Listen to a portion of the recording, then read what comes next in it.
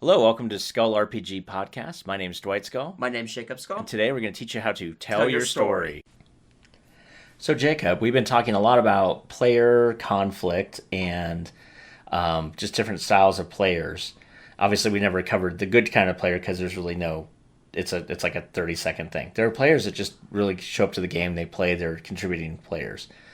So what would one do? How would one curtail maybe a lot of these problems and actually help their players become good, functional players? What would be a good idea for that? One of the things I would suggest, which we have on our resources page and we've talked about a lot, but it's always good to talk about again, is the lexicon.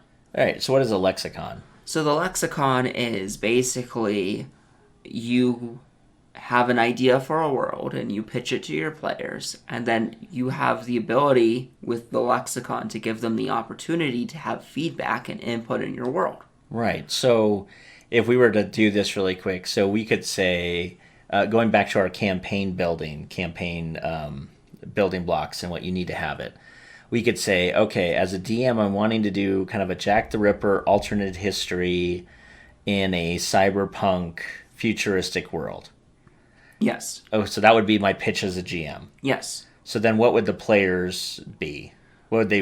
How would this work? So then from the player's perspective, they would probably ask some more questions of, are you thinking more high tech? Are you thinking more lower tech? Are you thinking... And I would say, well, let's just have a lexicon to figure that out.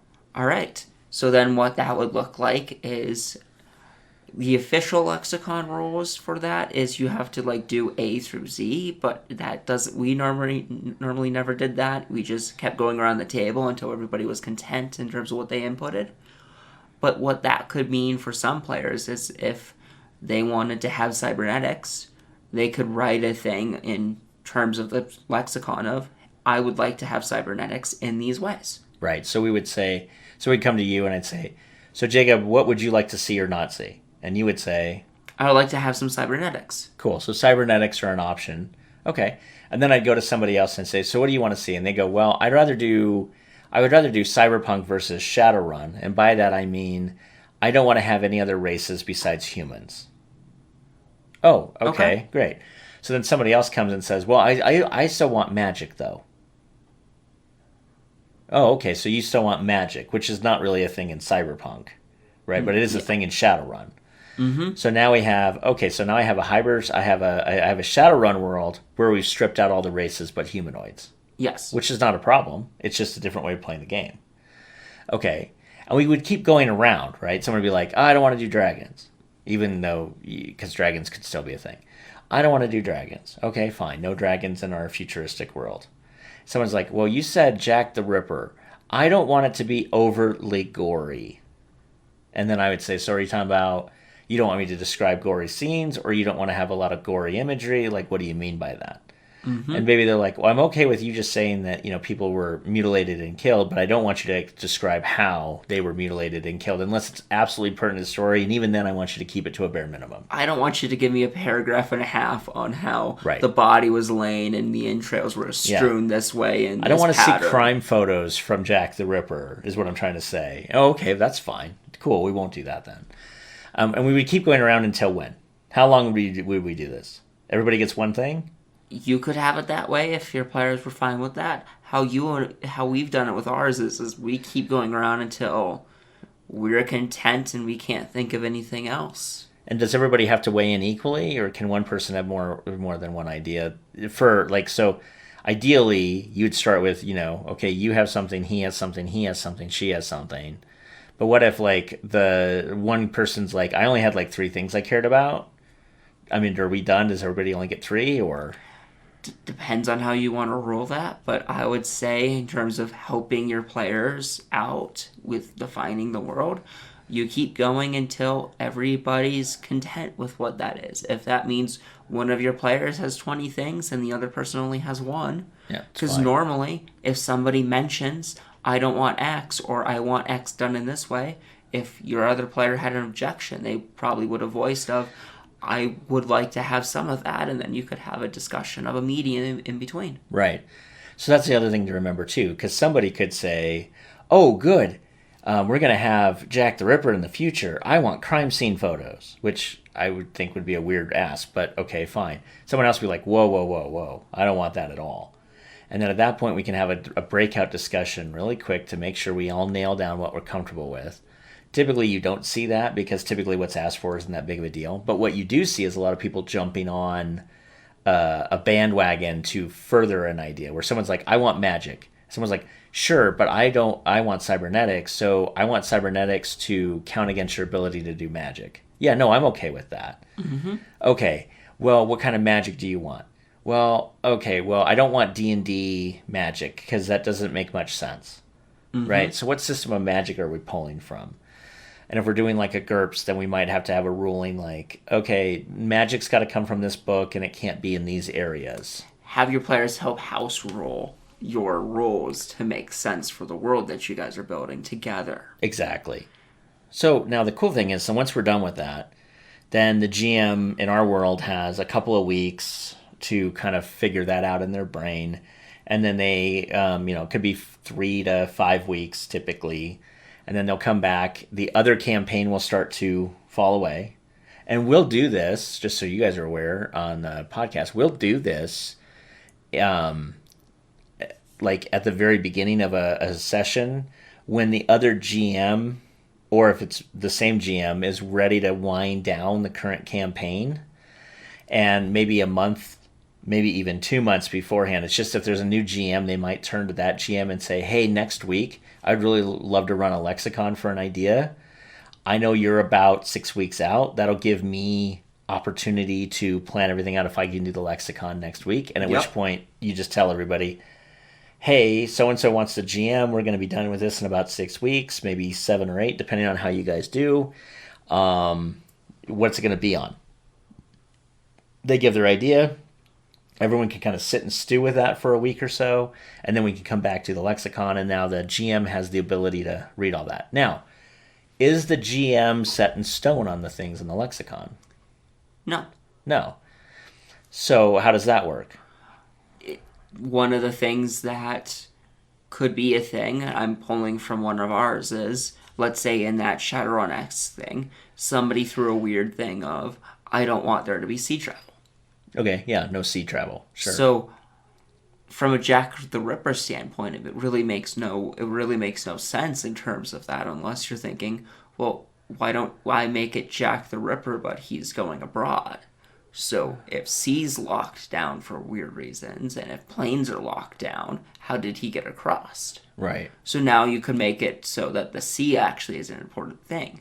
You could have a one thing that one person added kind of as a throwaway, or they actually intended it, but it doesn't really make sense in terms of where you were thinking about going, that you could latch onto. And make it the main thing. And make it a little bit more interesting. So instead of just hunting down Jack the Ripper in Seattle, you're hunting Jack the Ripper down across the world.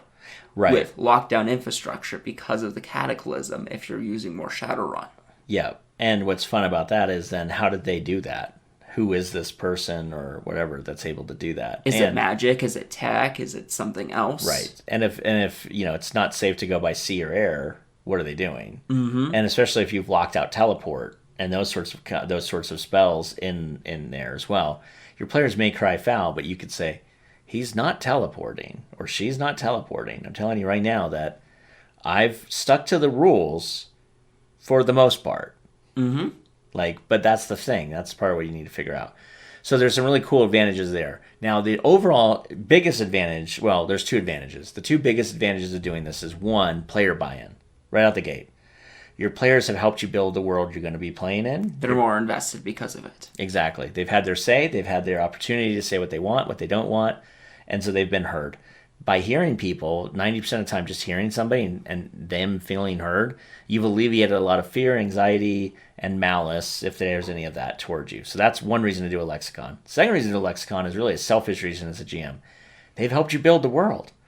So, and there's some really cool ideas that have always come out of a lexicon that I had no ideas about, and I latched onto and used to great advantage. And then there are other ideas that I've just literally forgotten about, not because I invalidated them, they just didn't matter because they weren't in line with my story. Like, okay, so in this Jack the Ripper thing, there's no dragons.